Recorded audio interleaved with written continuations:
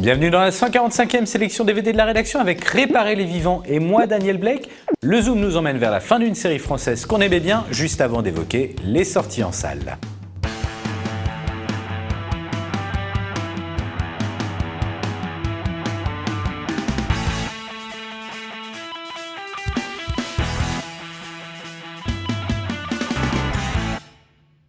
Le don de soi, c'est réparer les vivants.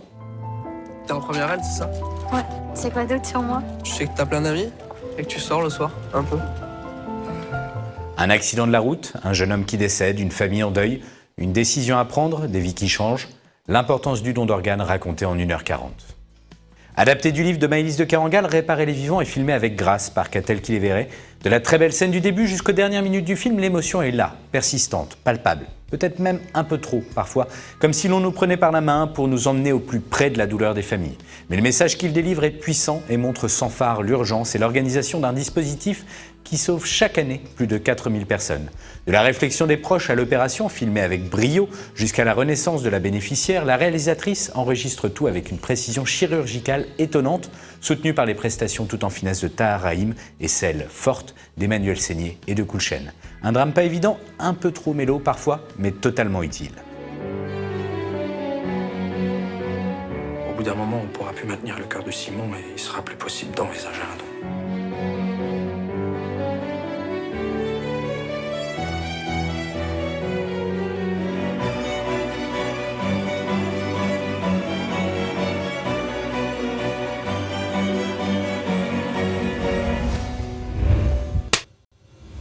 Un petit gars contre le reste du monde, c'est moi, Daniel Blake. Enfin, c'est le nom du film, hein, c'est pas moi, Daniel Blake. In your top pocket.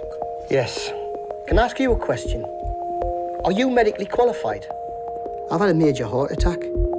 Daniel Blake, menuisier anglais de 59 ans, a toujours travaillé, mais des problèmes de santé le mettent sur la touche.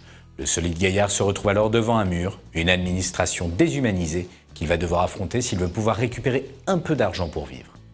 Cannes a primé à nouveau un drame social lors de sa dernière édition.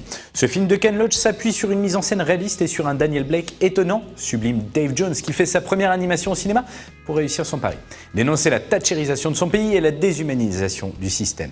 Un message universel un peu plombé, je trouve, par une accumulation de pathos par moment. Toutefois, avec Hayley Squires en Mère Courage, qui offre une scène à la fois émouvante et ô combien dérangeante dans une épicerie sociale, Ken Loach confirme qu'il est un directeur d'acteurs de génie et un réalisateur engagé, toujours aussi efficace. Pas foncièrement original au final, mais complètement ancré dans l'actualité, hélas. All it does is humiliate me. You've done nothing to be ashamed of. You're alone with 2 kids. You've done amazing. I've seen it before. Good people on the street. You could lose everything. Well, I'm not going to give up. When you lose your self-respect, you're done for. Allez, pour le Zoom, on rentre à Sèvres retrouver les Le Pic et les Boulets. Dans la saison 9 de Fais pas ci, fais pas ça, les deux familles font leur dernier tour de piste avant de tirer leur révérence.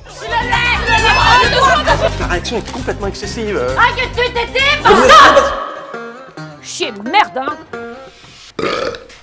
Alors passons sur un premier épisode franchement pas très réussi pour se concentrer sur les 5 autres qui viennent clore la saison et la série. La fin de Fais pas ci, fais pas ça est une très bonne surprise avec ses sauts temporels, ses bonnes idées scénaristiques, ses clins d'œil au passé et ses beaux moments d'émotion. On les a vus vieillir et grandir et ça fait plaisir de voir la série réussir sa sortie par la grande porte. Les de Fabienne Lepic vont nous manquer. Allez hop, terminez l'écran plat du salon, place aux grands écrans des cinémas.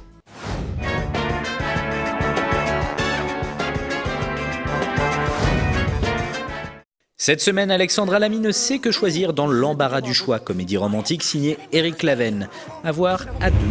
On en attend beaucoup, c'est The Lost City of Z de James Gray. Le réalisateur se penche sur l'histoire d'un explorateur du début du XXe siècle, persuadé d'avoir retrouvé la trace d'une cité disparue.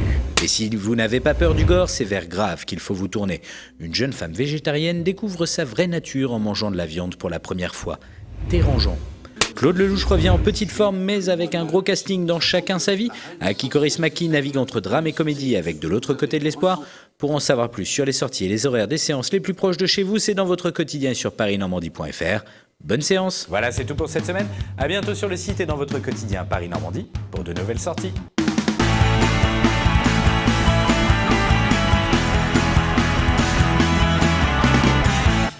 Bah, c'est bon pour toi, Adrien? Ouais, c'est bon. Par contre, tu vas enfin nous dire ce que c'est la nouvelle rubrique?